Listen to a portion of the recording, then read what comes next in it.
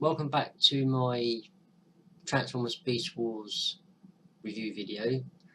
This is, as per the title page, my review / thoughts on Season 2, which I finished an hour ago. So I've been making a few notes and getting people's opinions on it.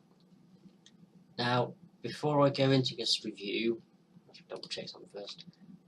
If you've not watched the first video,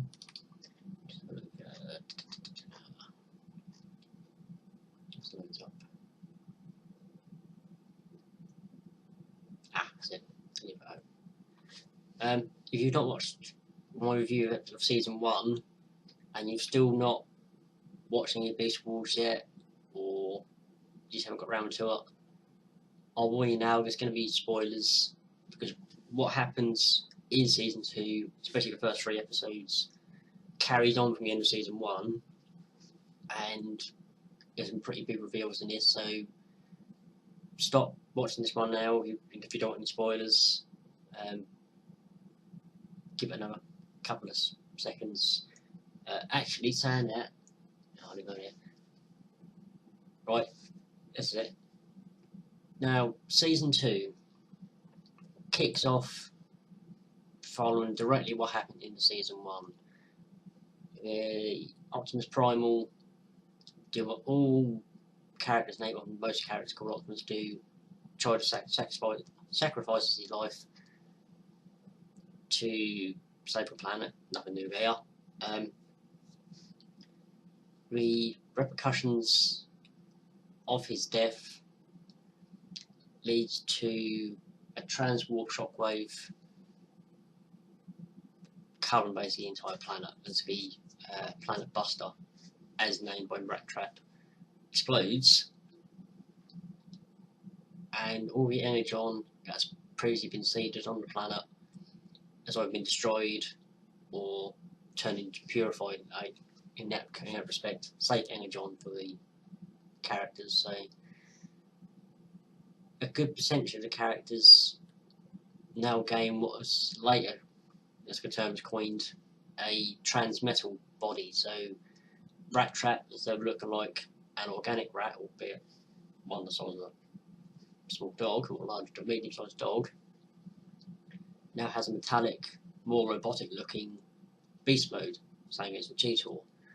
And you're probably thinking, yeah, that's pretty cool, but does it entail anything else? It does.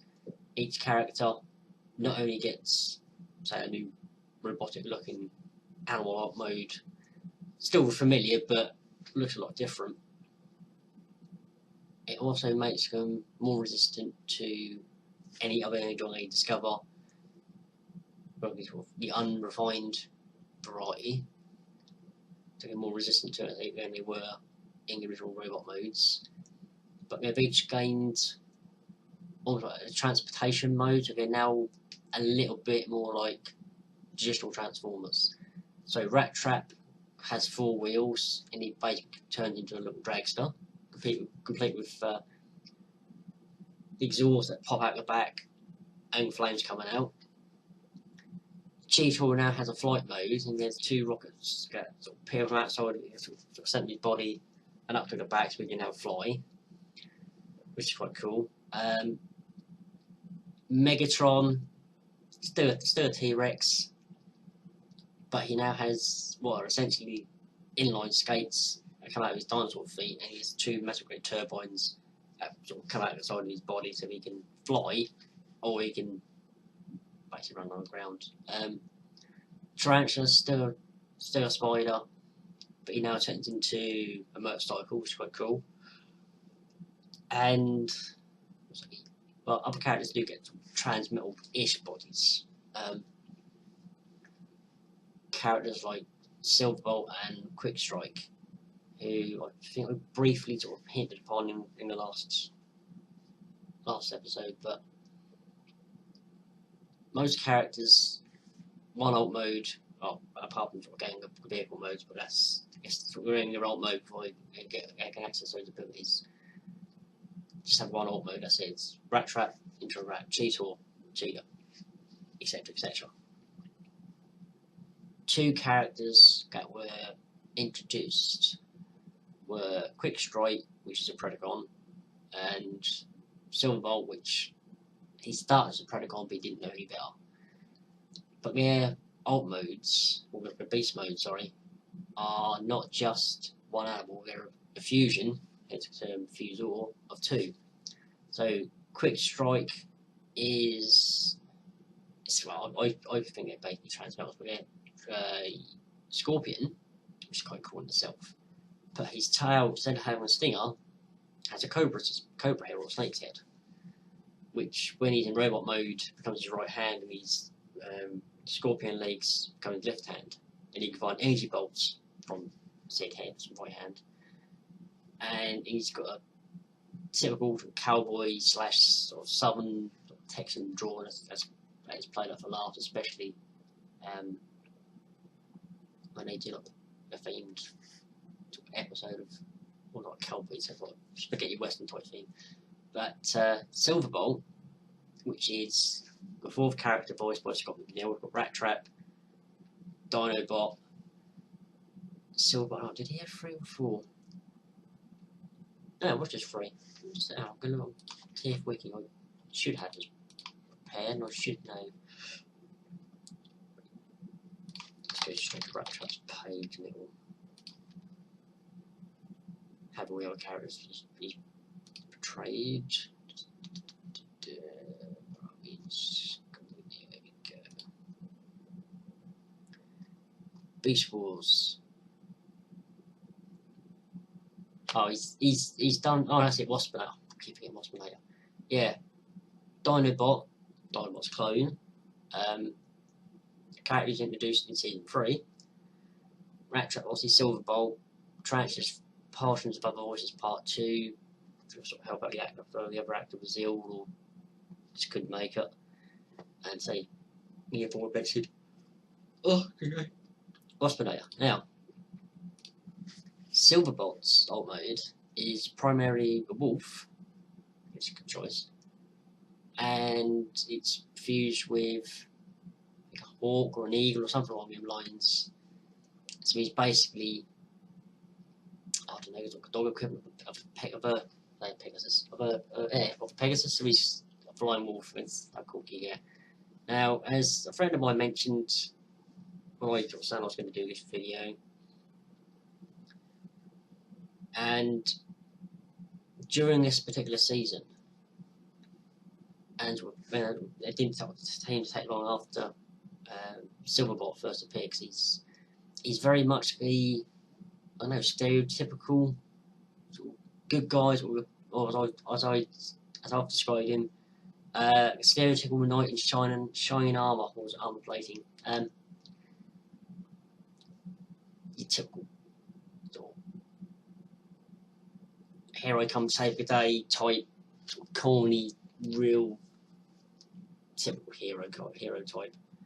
And as the season progresses, he and Black Arachnia, who, as you remember, is a Predacon, they start.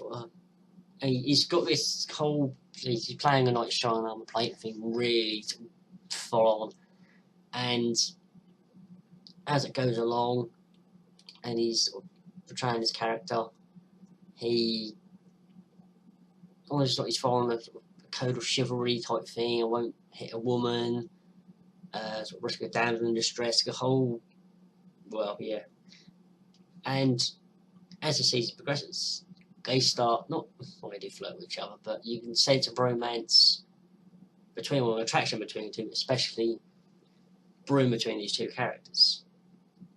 And you think, being a real square-jawed, typical hero type, does he have anything for bad girls? Is he just doing it purely because she was maximal proto form and he wants to reform her, so she'd have to be reprogrammed and reformatted to be a Maximin again instead of being Predacon? Or is there another reason? And for Black Arachnia, is there still part of her spark that wants to prefer to be a Maximal?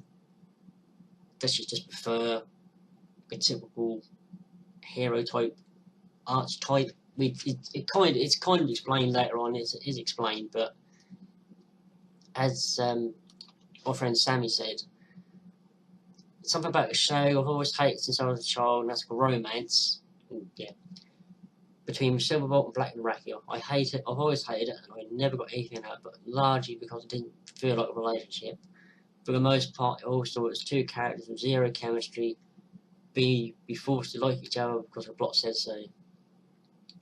I can see where you're coming from, bro. Maybe it was just done purely to say that's what the writers and the producers wanted to happen. I mean, after we lost what I thought was, I wanted to see more of, and I wish it's still been kept around for later seasons. The relationship between it wasn't a relationship, it was seen as a relationship between Airlift and Togatron, and this was picked up in one of the later comics. I think came out 5-10 years ago, more or less. It was sent back on Cybertron that before they obviously sort of knew each other. I think Togatron was a security officer, and Airlift was like a private sort of shuttle pilot or starship pilot. And it was again, it was an instant chemistry between the two, and it was hinted quite not heavily, but enough through season 1, and then we lost them. So whether they wanted to fill that whole sort of romantic subplot thing, or they wanted to explain why Silverbolt was trying to sort of reform his character, it did sort of. It was a bit weird thing, I must admit. So yes, saying it, for me personally, I always saw more of a relationship between Togatron and Airlift, because those two release heads have some kind of chemistry between each other, and it was played very sweetly. Just seeing Silverbolt and Black and Rakia together always made me feel bitter because of how they were written for the both of them to be each other. It doesn't feel like romance, and more like a forced plot contrivance. And maybe I'm the only one who sees it going. I can see where you come from, Bride. It's some fans probably disagree with us, some will agree with us, as we've all got our own opinions. My thoughts, like I said, it might have been a bit too cliche. Other fans have said, or they'd have preferred if it had been a Native American / sort of tribal feel for the character archetype and the personality for Silverbolt, being the fact wolves and eagles and other creatures in America, especially sort of, important to the different cultures and tribes of Native Americans, whatever the correct term is for the time of it at the moment. And I would have liked to see that myself, but that's what fan episodes, fan fiction, and fan art is for. So, now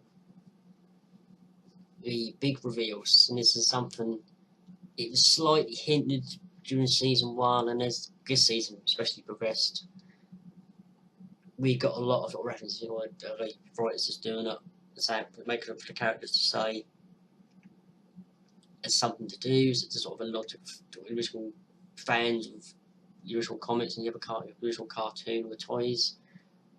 And I think it was to a degree, but then later on, they just went completely well. They just went out for it. It was, I mean, we had Rat Trap at one point referred to his great aunt RC, the G1 character.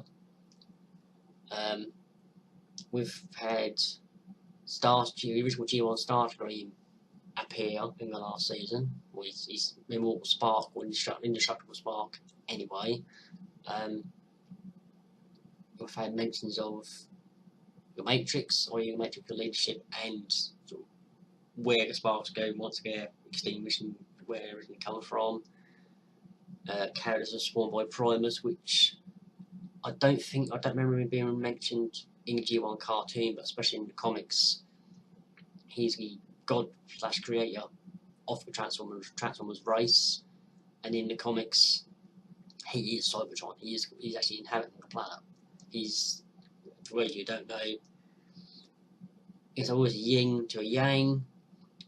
The evil side of that balance in Transformers, or a cartoon they introduced in the comics and subsequent cartoons and toys, whatever, has been Unicron, the Chaos Bringer, who in the 1986 Transformers movie was voiced by the late great Orson Welles.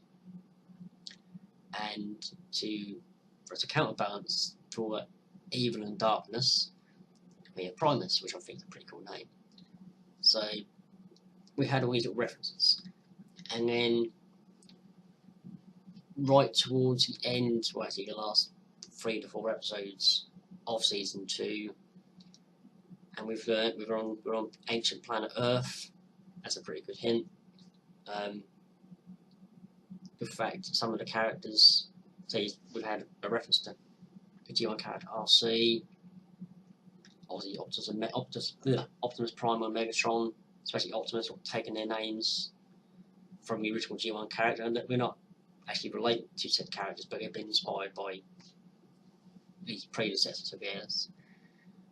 And right at the end of season 2, we learn that, apart from the fact they're on the planet Earth and they've got these animal alt modes, Megatron not only came to this planet for a plentiful energy source, or the energy he discovered, he'd stolen a golden disc.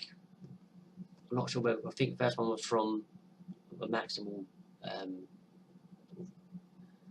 the equivalent of the hangar in, or the storage facility in the Indiana Jones films, all important relics and artifacts and stuff that shouldn't fall in any hands, just being held by Maximals only, kept away from the Predacons. He steals a golden disc from there. The second one was on the Voyager 2 space probe, and a message was left on there for Decepticons, or any future descendants of this particular faction, by the G1 leader of the Decepticons themselves, Megatron. And with this in hand, he's found his planet Earth. He's travelled back in time. I don't think the time travel was done on purpose, but he's come to this particular planet, this particular time and space, because even though it's basically said, judging by the alt modes picked by the characters during season 1, it takes place in Africa. But in a really heart-wrenching episode, and I dare you not to cry if you watch it, and another spoiler here, so give it another 4 seconds to help. Dinobot, as I mentioned in the last episode, one of the most beloved characters in Transformers fiction I've ever heard of, sorry. Sacrifices himself to stop a valley full of proto-humans, or Neanderthals, or whatever you want to call them, from being killed. Megatron knows that if he stop humanity from spreading across the globe from Africa, or wherever they're based, he'll take away an important ally of the Autobots in the future. Things will change, Maximals won't rise, Predacons will, well, the Decepticons will win the war with the Autobots without the human allies. Dinobot knows about this, goes to stop them, heavily damaged, beaten to scrap.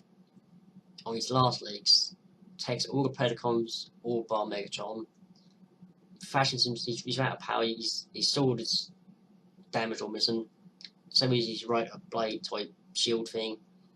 He's got no power for his optic beams, or he's only got blades out of his optics, or so we think.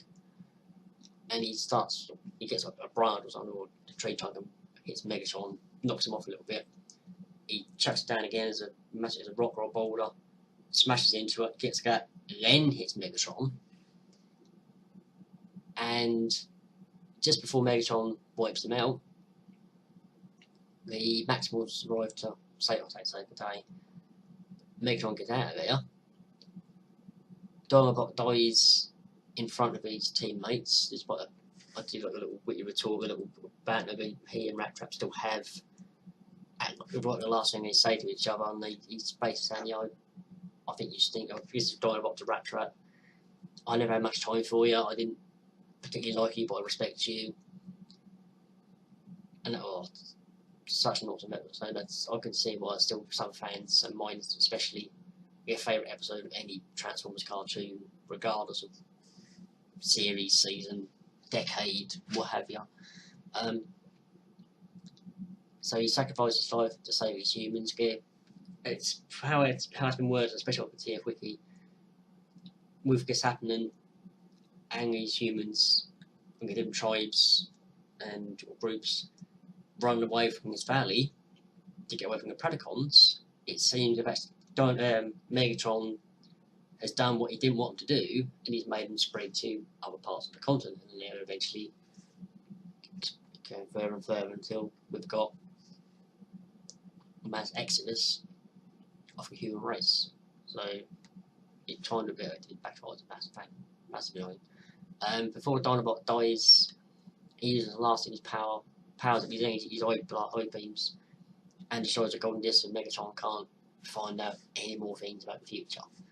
But at the end of the season, he has found he's already been to. We've since learned he's already been to this location and he's now gone back to her. He's located the volcano in which the Ark, i.e. Autobot ship, which we see in the start of the first ever episode of the G1 card animated series. And his plan is, he thinks, right, couldn't kill all humans, this is plan B.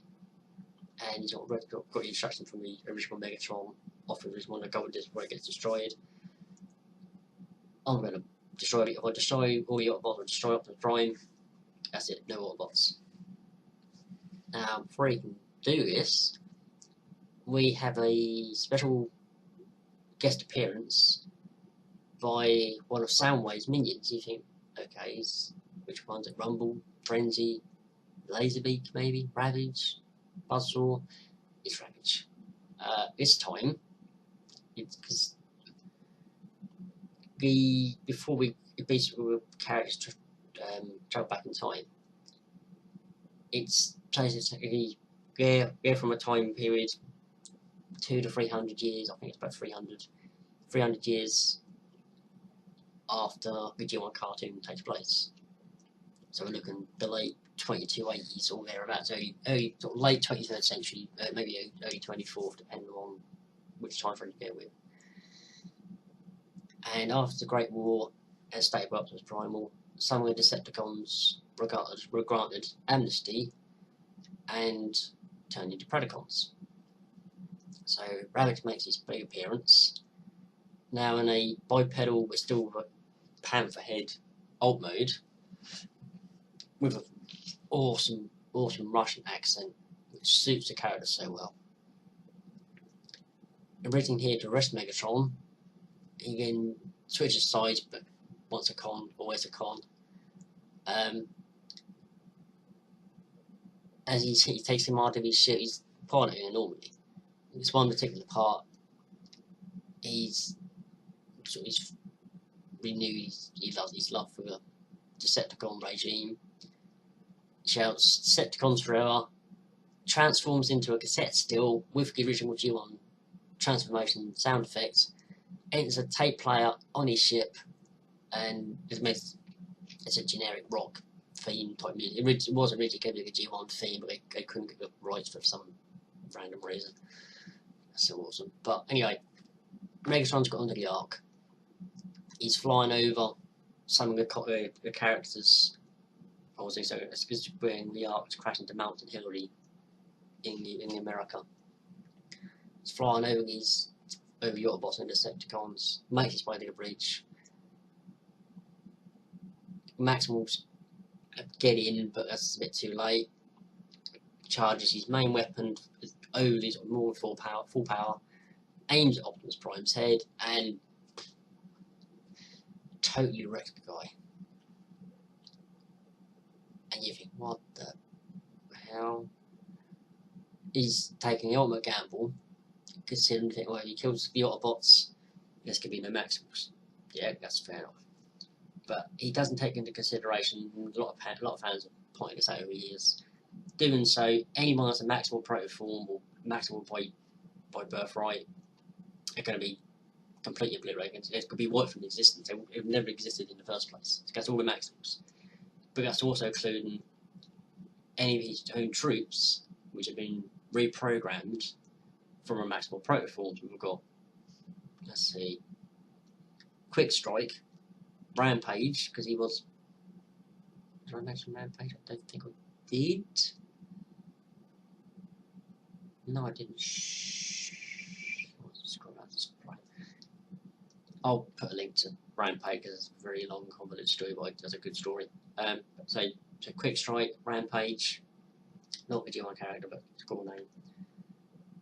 Inferno, all the only troops you can be left with are Tarantulas, which there's another good twist coming in there as well from the Agenda 3-part, which is the season finale, and Waspinator. Yeah, okay, you've got 3 troops. Granted, there's other Predacons back on Cybertron, and you have to try and work out if he succeeds, how's he going to get back? Yeah. But with that in mind, and a lot of people since are saying, yeah, okay, say he does succeed. I'm not saying he does or not, but come on, we get his 3rd season now. If something happens, okay, he destroys the Autobots. No Autobots, no Maximals. Where he goes back, where Megatron and his remaining troops go back to Cybertron now, or they stick around, we don't know. It's never said. But if he does, this is 4 million years ago. The Autobots and the Decepticons are awoken in 1984.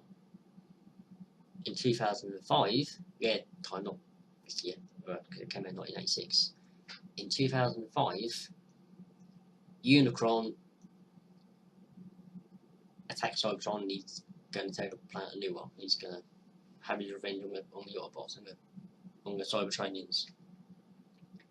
But if Optimus and his crew and then subsequent recruits to their ranks don't turn up or not there, he's going to stop Unicron. The only thing that can stop Unicron, and this is a spoiler, but it's a 31-year-old film this year, Transformers movie, the Matrix of Leadership is the only thing that can stop Unicron. Now, if Optimus has been killed 4 million years ago, plus in Beast Wars, and if the Matrix dies with him, or ceases to be, there's no one alive to pass it on to, who's going to stop Unicron? Would one of the Predacons possibly even prove worthy enough to take on the mantle? Would the Matrix work for one of the Predacons? Is there one with even the slightest hint of nobility deep within their programming? I don't think so. So he's gone for a short-term win over a long-time goal. I'm sure there's been on fan fiction, or it might have been brought up in a comic or something. I've not seen it. I'll have to have a look at. I'll speak to a few friends at TF Nation in a couple of months' time and see what they think. If you've read any comics explaining what had happened in that particular scenario, please leave a comment below. So, that's all for me for now. I'm not sure when I'll get round to doing a binge watch of season 3. A good part of it I've had on DVD for years and I've watched over and over and over, but I want to remind myself and watch it again properly in case I was seeing I hadn't noticed before, or think, oh, I remember that scene, or I remember that particular line, or what event that happened. So it might be a while until the season 3 review is up, but until then, thank you very much for watching. I hope the links I provided in the last video were interesting. You've had a chance to either look at Sandy's channel and catch up with stuff he's reviewed and things he's spoken about, or you had a chance to go on Facebook and looked at Candace's awesome Beast Wars artwork. I'll post another link to. I won't do a link to this stuff, but I'll post a link to the TF Wiki article on Beast Wars in case you want to read ahead. You want to read about some of the episodes of season 2 before you decide to watch it. So, yeah, thanks for watching, guys, and I'll see you all soon.